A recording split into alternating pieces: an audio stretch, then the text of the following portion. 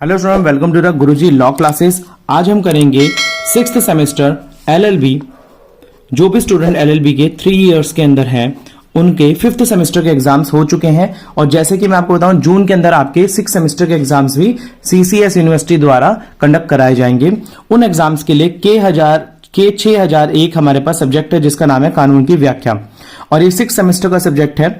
मैं आपको अपनी इस वीडियो के अंदर इंपॉर्टेंट क्वेश्चंस कराऊंगा, फ्री नोट्स की PDF प्रोवाइड कराऊंगा, फ्री प्रैक्टिकल फाइल प्रोवाइड कराऊंगा। और अगर आपको ये सब चीजें चाहिए तो आप मेरे कॉन्टैक्ट नंबर 8851450051 पर भी कॉन्टैक्ट कर सकते हैं। ये सारी सर्विसेज आपको फ्री ऑफ कॉस्ट है। और ये जो भी क्वेश्चंस मैं आपको करा रहा हूं ये एग्जाम्स में बिल्कुल 90% आपके एग्जाम के अंदर ये आएंगे ही आएंगे, गारंटीड है। आपको एक तरीके से मैं यहां पर एग्जाम की पूरी फोटोकॉपी निकाल कर दे रहा हूं।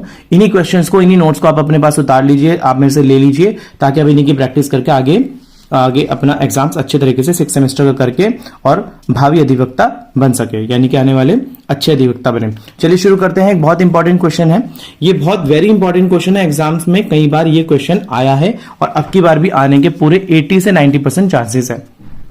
क्वेश्चन यहां पर पूछा गया है, संविधान की शक्ति वहत सिद्धांत आधिकारिकता का वर्णन कीजिए। मतलब कि संविधान की शक्ति से बाहर कोई भी सिद्धांत होता है तो उसके अधिकारातीत का वर्णन कीजिए। मतलब कि अधिकारातीत का मतलब होता है जब उस शक्ति को, यानी कि कोई विधान, कोई कानून बना दिया जाता है संविधान की शक्ति से बाहर, तो उसके साथ किस तरीके का बर्ताव किया जाता है। यह क्वेश्चन इस बारे में है।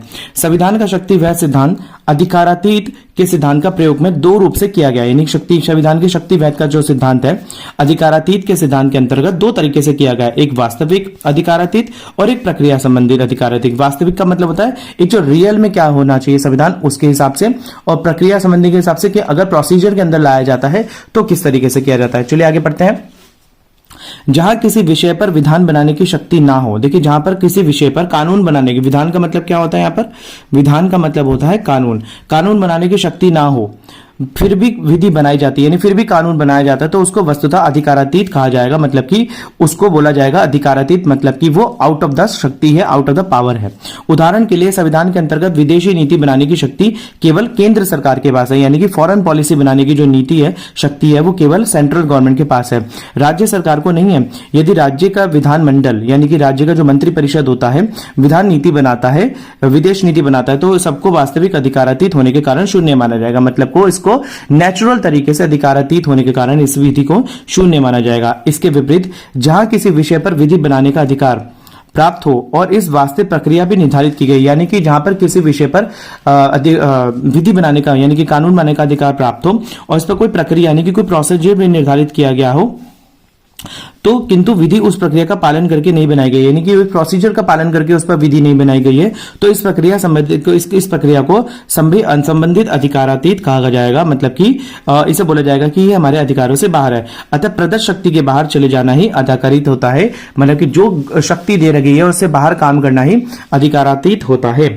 शक्ति वैध का नियम प्रत्यायोजित विधान में भी लागू है। प्रत्यायोजित में पहले से जो आयोजित विधान है, कानून है, उसमें भी लागू है। प्रत्यायोजित विधान पर आक्षेप अधिकारातीत की दृष्टि से निम्नलिखित आधारों पर किया जाता है, यानी कि प्रत्यायोजित जो पहले से जो कानून निर्धारित है उस पर किस दृष्टि से आगे काम करा जाता है, किस तरीके से आगे देखा जाता है, उसके बारे में बात करेंगे। देखिए, स्पष्ट संविधान की सीमाएं, यानी कि संविधान की सीमाएं क्या है, बिल्कुल स्पष्ट है। भारत में संसद और राज्य विधानमंडल की शक्तियां असीमित नहीं है। देखिए, संसद, राज्य और विधानमंडल की शक्तियां जो है असीमित नहीं है, मतलब सीमित है। विधायी शक्तियां, यानी कि जो विधायक बनाने कानून की जो शक्तियां हैं संविधान में प्रगणित तथा निर्धारित है, यानी कि पहले से दी हुई और निर्धारित की गई है।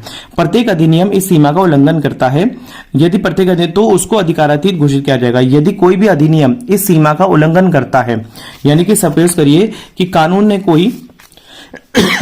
कोई नीति बना दी है, इस नीति को उल्लंघन करते हैं तो उसे अधिकारातीत बना दिया जाएगा। मतलब कि वो गलत है, रॉन्ग है, तो उसके आगे अधिकारातीत घोषणा कर जाएगा। क्या ऐसा विधान विधायिका की अधिकारातीत के बाहर होगा? क्या ऐसा जो कानून होगा वो विधायिका की, यानी कि जो कानून बनाने वाली विधायिका होती है हमारी। देखिए, हमारे पास संविधान, देखिए हमारे पास 3 ऑर्गन्स होते हैं, विधायिका जो कानून बनाती है, विधायिका और कार्यपालिका और न्यायपालिका। देखिए, जो विधायिका कानून बनाती है, कार्यपालिका कानून का पालन करवाती है और न्यायपालिका इन दोनों के बीच में यदि कोई मतभेद होता है तो उसको सॉल्व करती है और जो भी कानून बनाया गया है उसके लिए आगे पालन करवाती है। तो यदि विधायिका के द्वारा कोई भी विधायक बनाया गया यानी कानून बनाया गया जो कि हमारे शक्ति से, प्रदत्त शक्ति से, संविधान की प्रदत्त शक्ति से बाहर है, तो उसको अधिकारातीत घोषणा कर दिया जाएगा, यानी कि उसको रॉन्ग घोषित कर दिया जाएगा। आगे हमारे पास सेकंड पॉइंट आता है अलक्षित संवैधानिक सीमा, यानी कि जो भी संविधान की पहले से दी गई सीमा है, लक्षित मतलब लक्षणित जो भी सीमाएं हैं संविधान की, भारत के संविधान में लागू होने पर उच्चतम न्यायालय ने उपलक्षित संवैधानिक सीमाओं का वर्णन भारत के संविधान में उच्चतम न्यायालय ने यानी कि उच्च हाई कोर्ट ने पहले से ही संविधान की सीमाओं को वर्णन किस में करा है? टी दिल्ली लॉज एक्ट, कौन सा? टी दिल्ली लॉज एक्ट में किया गया है। इस मामले में प्रत्यायोजन की सीमाओं के अवधारण यानी कि पहले से जो आयोजित सीमाएं उसके अवधारणाओं के संबंध में बात की, दो विचारों की धाराओं को पहले से बताया गया है। विधानमंडल आवश्यक विधायी कार्य का त्याग नहीं कर सकता। जो विधानमंडल होता है वो पहले से जो आवश्यक विधायी कार्य है यानी कि कानून के जो कार्य हैं उसका त्याग नहीं कर सकता। आगे बढ़ते हैं। विधायी नीति की घोषणा और मार्गदर्शी नियमों का मानदंडों के निर्धारण के पश्चात ही प्रत्यायोजन किया जा सकता है। देखिए, जो विधायी नीति होती है उसकी घोषणा और मार्गदर्शी जो भी नियम होते हैं, मानदंड होते हैं, उसके निर्धारण के लिए पश्चात ही पहले से, देखिए मैं आपको इस लाइन को समझा देता हूं। विधायी नीति की घोषणा यानी कि कानून बनाने की जो घोषणा है और मार्गदर्शी नियम और जो उसको उसके लिए जो मार्गदर्शी जो नियम बनाए गए हैं या मानदंड जो भी है निर्धारण के पश्चात इनको बिल्कुल बैलेंस करने के बाद ही कोई भी प्रत्यायोजन किया जाता है, यानी कोई भी विधायक यानी कोई भी कानून बनाया जाता है।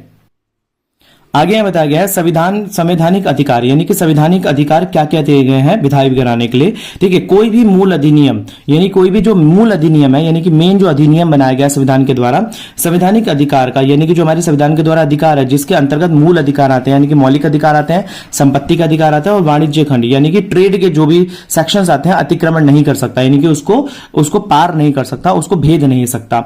इसके बाद आता है हमारे पास अगला पॉइंट प्रक्रिया संबंधी शक्तिवान, यानी कि प्रोसीजर से रिलेटेड क्या क्या शक्तियां होंगी संवैधानिक विधायक की। जहां विधि बनाने के अधिकार, जहां पर कानून बनाने के अधिकार दिया गया है और उसकी प्रक्रिया भी निश्चित की गई है यानी कि उसको बनाने का एक प्रोसीजर भी बताया गया है। वहां यदि विधि प्रक्रिया का पालन किए बिना यानी कि वहां पर जो भी प्रक्रिया है यानी कि जो भी कानून की प्रक्रिया है उसका पालन किए बिना उसको अधिकारित घोषित किया जाता है। यानी जो देखिए मैं आपको बता दूं, कानून बनाने का एक प्रोसीजर बताया गया है और उस प्रोसीजर को यदि हमने फॉलो नहीं करा है और सीधा कानून बना दिया है तो वो जो अधिकार होगा, जो कानून होगा वो अधिकारातीत घोषित कर दिया जाएगा यानी कि गलत घोषित कर दिया जाएगा। इसको किस में बताया गया? रामकृष्ण बनाम, ये हमारे पास एक वाद है, रामकृष्ण बनाम मध्य प्रदेश राज्य AIR all India record 1958 Nagpur के 467 केस में केंद्रीय सरकार की सहमति के बिना राज्य सरकार को नियम बनाने का निर्देश दिया गया। यानी कि केंद्रीय सरकार जो था, सेंट्रल गवर्नमेंट था, उसकी सहमति नहीं थी, फिर भी राज्य सरकार को बनाने के लिए निर्देश दिया गया, किंतु राज्य सरकार ने इस प्रक्रिया की सहमति के बिना ही नियम बना दिया। उसने इस प्रक्रिया की जो सहमति थी उसके बिना ही कोई कानून बना दिया, कोई नियम बना दिया। इस नियम को अधिकारातीत घोषित कर दिया, अवैध निर्णित कर दिया गया, मतलब कि इस नियम को गलत घोषित कर दिया गया और इस नियम के अंतर्गत जो नियम बनाया गया था उसको भी अवैध घोषित करते हुए खत्म कर दिया गया। सो स्टूडेंट्स, इस वीडियो के अंदर मैंने आपको एक बहुत ही इंपॉर्टेंट क्वेश्चन कराया है, ये एग्जाम के अंदर बिल्कुल आपके आने ही वाला है। आप मेरे इस वीडियो से भी नोट्स उतार सकते हैं। अगर आपको इसके नोट चाहिए PDF के अंदर, आप मेरे नंबर पर भी व्हाट्सअप कर सकते हैं जो कि है 8851450051। आप यहां पर भी कॉन्टैक्ट कर सकते हैं। स्टूडेंट्स 6 सेमेस्टर की अगली वीडियो में मिलते हैं कुछ नए इंपॉर्टेंट क्वेश्चन के साथ। तब अगर आपने मेरा चैनल अब तक लाइक शेयर सब्सक्राइब नहीं करा तो प्लीज कर लीजिए। मिलते हैं अगली वीडियो में, तब तक के लिए धन्यवाद।